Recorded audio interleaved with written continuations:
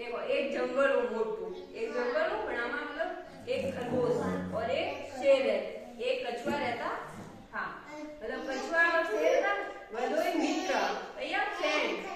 Friend मतलब एक friend दोस्त फ्रेंड आ गया तो वणे तो में एक शर्त लगी वणे के मतलब खरगोश आबे तो एक दौड़ लगाड़े ठीक है। दौड़ में जो भी जीते जाए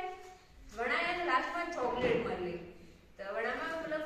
कछुआ कछुआ मतलब बहुत धीरे धीरे हणे थे देखो ना गांव में कछुआ मतलब धीरे धीरे हिड़े एकदम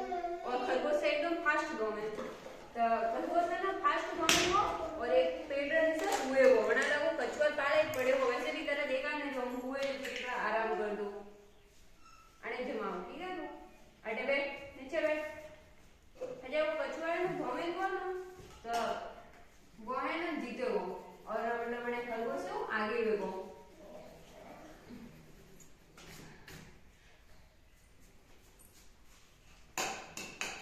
अजय वो जीते वो ना लास्ट में चॉकलेट मिली